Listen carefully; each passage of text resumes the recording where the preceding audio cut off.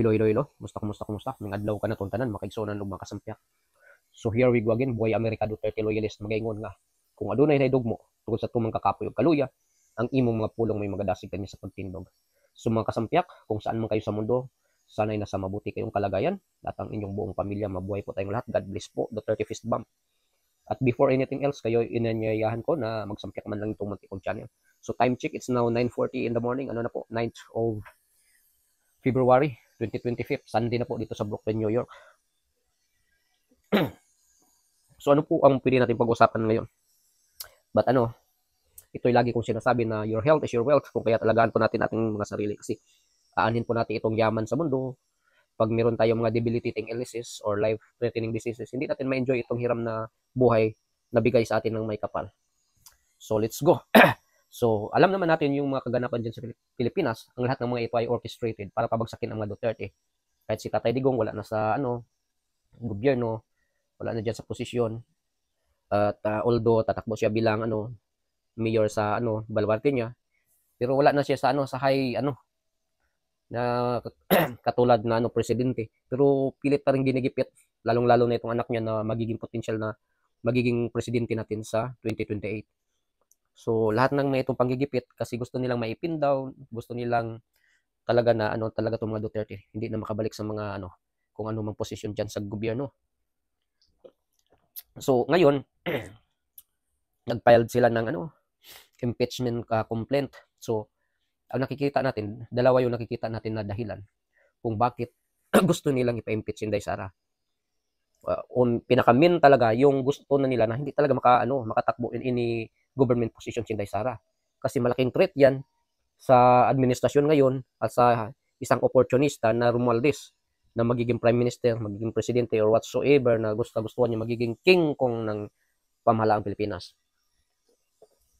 At pangalawa dyan, kasi di ba, nag-file si Congressman Ungab ng para magiging invalid itong 2025 GAA, itong General's Appropriations Act, nagiging act na itong bill na piniled nila na nilagdaan ni Bubong Marcos. So yung dalawa yun nakikita natin dyan kasi so pag ganyan sasabihin ni Romualdez kung saan ako kukuha ng gagastusin dyan kasi 6 trillion yung yan, budget So pag magiging invalid yan, saan ako kukuha ng mga pinapangako niya sa mga, di ba, yung mga contempt dyan, yung mga sessions nila dyan, yung mga may kinukontempt silang mga resource persons. Lahat ng yan bayad yan. Sa totoo lang. Hindi yan kikilo sila pag walang kumpas ni Tambalos-los. So lahat ng mga ginagawa nila ni Inamo, nila ni Bullstar, nila ni anger management issue, si akop na nasakop ng kadiliman or lahat na sila. So at si Chanel Biton Stella Kimbo. So lahat ng mga kumpas at sa makakaliwa naman ni Castro, nila lahat ni Manuela. Lahat ng mga yan, may kumpas yan Romualdez. Kung kaya di ba, pati nga sa yung ngayon, magagamit talaga sila, pati si Saldico, dinadump na nila ngayon Kung kaya hindi din nagpirma dyan sa pagpa-impeach kay Inday Sara, pero nakakuha talaga sila ng 215 dyan. Pirma dyan. Kaya titingnan daw ni Chiska Escudero kung ba, kasi pag mga ganyan dapat talaga with signature talaga yan. Hindi pwede yung lang, e-signature lang. Kasi minamadali ni convicted Castro na gusto na ura-urada mag impeachment trial na. So yung dalawa yung nakikita natin talaga diyan. So hindi nila ginagalang itong kapatirang Iglesia ni Cristo at saka itong mga kababayan natin na may kagustuhan na hindi talaga magka-watak-watak itong bansang Pilipinas kasi ang magiging maapektuhan diyan tayong buong mamamayan kasi ito lalong-lalo na itong nasa mababa at saka mga middle class. Kasi wala nang project, walang proyektong ginagawa ang gobyernong ito. Kundi binibili na lang yung kapangyarihan, ginagastos itong pira ng bayan. binibenta pati mga resources natin, natural resources, ganun, mga golds, lahat na lang ng mga assets ng gobyerno para lang mabili itong kapangyarihan. So, sino bang magbabayad yan? Domino effects. Laging printing ng pera, makakontribute ng high inflations, domino effects, recession, lahat. Mag-close down na naman itong mga establishments, itong mga nagninegosyo kasi gusto din nilang taasan yung sweldo ng mga manggagawa para pakonswelo sa mga galit na mga mamayang Pilipino na galit na sa mga nangyayari ngayon kasi sobrang mahal. Nagmumura itong mga droga, nagmamahal itong mga basic commodities, mga basic needs natin. Kasi ang una talagang katulad ng high inflations, nagmamahalan bigla itong mga basic needs. Ang una talagang tinatamaan dyan at tatamaan dyan, tayong mga mahihirap na sa baba at saka mga middle class. Bakit? Ikaw, ano ka lang, living paycheck to paycheck. Ang mahal ng mga bilihin. Halos wala ka ng pamasahe, panggas mo sa pag may motorsiklo ka or whatsoever. Wala ka ng halos para makain. Wala ka ng halos pambaon sa iyong sarili, pambaon sa mga anak mo, pambigay mo, ganun. So, ikaw ang unang maapektuhan. Tapos, ang mga middle class. Bakit? Ang mga middle class, sila yung, halimbawa, mga government employees or even the private employees na bawat, payday, 15 days, every month, nagbabayad ng tax kasi kusa sila, automatic na kinakaltasan sila ng tax, ganun. So, napunta doon sa gobyerno, ganun, pero nanakawin lang.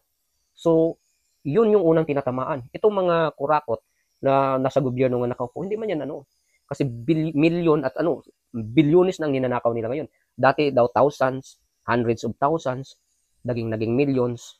Ngayon, billion na ang pinag-usapan natin. Ngayon, bilyones nang ninanakaw ng mga tinatawag natin na honorable. Ngayon, na pinaupo natin, binigyan natin ng kapangyarihan na para man lang lutasin ang problema ng bansa at pagsilbihan tayo mga Pilipino, pero ang ginagawa nila panggigipit. So, kawawa ang taong bayan. Kung kaya't huwag niyo talagang ibintay yung mga boto nyo. Kung bibigyan kayo ng pira, tatanggapin nyo. Kasi pira din natin yan. Pira din nyo yan. Kasi galing yan sa tax nyo. Huwag nyo sasabihin, hindi man ako nagbabayad ng tax. Kahit ultimong binibili nyo sa palengke, binibili nyo sa tindahan, may tax yan. Kasi may excise tax yan na kinukuha dyan. Kung kaya't lahat tayo nagbabayad tayo ng tax. Kung kaya't mas lalong masakit yan sa mga middle class. Kasi bakit? Ito mga nangyayari, ninanakaw yung pera ng PhilHealth na naging bankrupt na daw ngayon.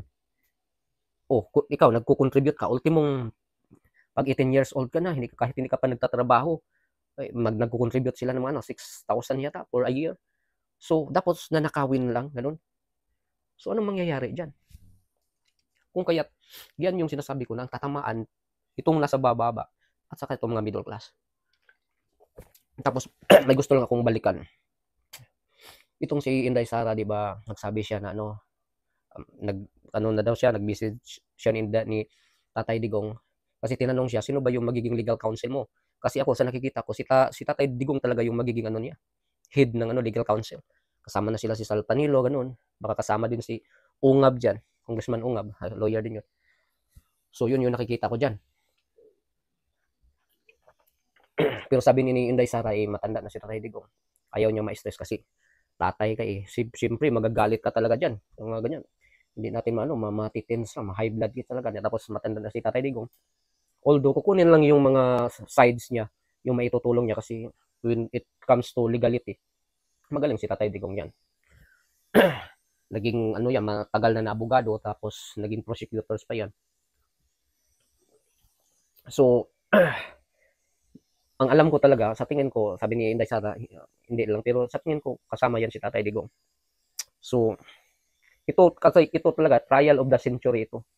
So, sabi niya, nag-replied lang daw si Tatay Digong ng lyrics ng kanta, yung MacArthur's Park. Ang alam nyo kasi, yung MacArthur's Park, marami naman yung meaning ng kanta yan. Depende sa papaano mo talaga isa sa puso or yung kanta para sa'yo. How you apply it personally or your implications mo sa buhay mo yan. Pero para sa akin, yung MacArthur's Park is parang lost of love. kung ako siguro, pag sa taga-gobyerno ako, parang kasi ang nangyari kay Inday Sara, parang nag-iisa na lang siya. Kasi iniwan na kasi siya eh. 'Di ba? Ginamit siya ng mga Marcos at Romualdez tapos dinadump na. Itong mga Marcoses kasi grabe manggagamit sila sa mga Romualdez. Kasi galing sila sa lugmok, nawala yung dignidad nila dahil sa ginagawa ng tarantalong tatay nila. Ngayon, itinaas yung dignidad nila, inilibing pa sa libingan ng bayani yung tatay nila nang dahil kay Tatay Digong. Tapos nilagay pa sila diyan sa posisyon. Tapos ngayon, nakuha na nilang lahat. Ayaw na nilang gusto na nilang mag-stay sa power. Kung kaya gusto na nilang i-dump na itong mga Duterte. So napakasakit. Yung mga katulad diyan, yan yung iiwasan niyo na pag meron kayong mga kaibigan na ganyan, hindi yan totoong tao, hindi yan totoong kaibigan. So ito yung nangyayari kay Inday Sara. Kung kaya parang lost in the park ka talaga. Yung MacArthur's Park. Parang nag-iisa ka. Para daw na melted na cake. Na makita mo nag-melted na lang, nag-melt na lang yung cake. Ganun. So ma-imagine mo yan. Pag wala kang isa kang politiko, pag wala ka talagang pagmamahal sa bansa mo, katulad ng mga Duterte, parang ka talaga, lost of love, lahat iniwan ka na. Pag wala kang pagmamahal, ano ang mafe-feel mo? So, aayaw ka na rin, di ba? Kung kaya tayo, hindi natin pabayaan itong mga Duterte kasi sila lang yung nakikita natin na may malasakit, may puso para sa sambayan ng Pilipino. Yung ginawa ni Tatay Digong, nung akala natin itong unity na naging unitain na ngayon dahil sa panggagamit ng mga Marcoses at Romualdez, akala natin yun yung continuity. Nagiging nagiging electrocuted yung lahat tayong mga nabudol. So wag niyong ibenta yung soul nyo, yung nyo, buto nyo. Pero pag bibigyan kayo ng pira, tatanggapin nyo. Pero ibuto nyo yung nasa puso nyo talaga. Kaya wag nating iwanan itong mga Duterte. Vote straight sa mga ini-endorse nila. Magdagdag na lang tayo. Idagdag natin si Vic Rodriguez at yung iba pag sinong gusto nyo. Pero yung mga sa line-up nila, wag nyo ibuto. Lalong-lalo na yung mga tumanggap dyan, yung bumuto na i-impeach si Inday Sara. Lalong-lalo na yung pumirma dyan sa mga blanco-blanco. Yan. So ngayon, nag-file na ng yung Citizens Crime Watch. Sila si Perdito Pasio, sila si Pantaleon Alvarez, sila si Attorney Bundok as a support, yung mga kasamahan nila dyan. So ngayon, ay karma na lang sa mga Romualdez. Kasi kasama kayo si Romualdez, sino pa, si Manix Dalipi ng Zamboanga, sila si Zaldico, at sino pa dyan. So damay-damay na yan. So mag-ano na yan sila. Mag-ano na yan kung sinong ipupush nila, sino yung may dahilan dyan. Pero kasi ngayon, pag na-file na yan, na-file na siguro yung kaso, di ba? Nakita naman natin. So pag ganyan, isusumon yung yung enrolled bill dyan kasi hindi binibigay nila. So kasi isusumon yan ng Supreme Court. Wala silang magagawa dyan. Lalabas talaga yan. Basta tayo, lang tayo, lagi lang tayong magmamasid kasi ginigipit na tayo eh. Lalong-lalo na itong mga sikat na mga vloggers na talaga nato, hinahangaan natin. Yung inibitahan nila, lalo na yung 40 vloggers na gusto nila i-contempt dahil sa plano nila nga gustong ikulong para ma-listen itong exposures nila, pagbibigay ng mga mensahe, ng mga tamang balita. Kasi sila lang yung nagbibigay ng tamang balita. Itong mga mainstream natin, bayaran at pagmamayari din ng mga oligarko, di ba? So, wala. Kasi tiba-tiba sila. So, wala na silang pakialam. So, itong mga vloggers natin, dahil sa plano nila, ngayon, nakarama na sila. At saka, itong na-file nila na impeachment, para kay Inday Sara, nag-adjourn na rin ng session ng upper chamber, itong Senate. Magbabalik sila June 2. So, mga bagong official na naman yung makapasok niyan. So, bagong bayaran na naman yan. Sakit sa ulo na naman yan, itang balos-los. So, kung kaya't yan yung dalawa nakikita natin. Yung ayaw talaga nila si Inday Sara na makabalik sa naka-run in any government position. At saka itong kasi saan kukunin Romualdez yung mga pinapangako niya. Pero meron naman daw pay later, mga ganun, may budget yan na Promise, kung totoo yan.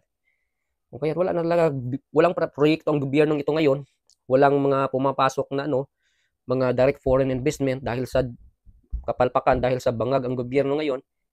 So wala talaga, wala lahat. Ultimo nga yung initial offerings ng Maharlika Investment Funds natin ng mga Marcos, author pa nga dati niyan si Bubong Marcos. Ngayon wala na tayong balita diyan kung saan na yung pira, baka naubos na yun. 'Di ba? Lahat na lang ng mga natin, department ng gobyerno, dinadivert tong mga budget, tinanggalan, ganun.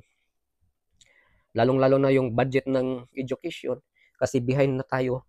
So, hindi katulad sa ibang bansa. Kawawa yung natin. Kaya lagi yung tinitira dati si Inday Sara. Siya yung pinipilit talaga ni Inday Sara na matulungan itong sektor ng edukasyon. Pero kayo, hindi nyo bibigyan ng budget at lalo na ngayon, tinanggalan nyo ng lalo na yung purpose, at least man lang, makakatulong sana sa mga, mga mahihirap. So, wala na talaga. Kung kaya hindi talaga angat tong bansang ito pag yung ilalagay natin, iluluklok natin dyan, itong mga, talaga, itong mga gobyerno na wala talagang pakiramdam sa mga mahihirap. Kasi yung kagustuhan talaga nila, i-mind conditioning tayo. Gusto nila magiging mangmang tayo palagi. Hindi ma-educate ang mga Pilipino. Kasi pag mahirap tayo, wala tayong education, madali tayong kontrolin nila.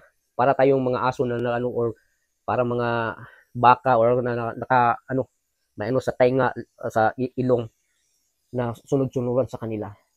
Kasi hindi natin alam yung Kasi pag ma-educated ka na, malalaman mo na niluloko ka lang nila. So, gusto nila is a systemic na sunod-sunuran lang tayo. Kung kaya yan yung ayuda ng ayuda para magiging ka lang pulubi at sunod-sunod ka lang sa kanila. Kasi pag wala ka na, kaya kang kontrolin.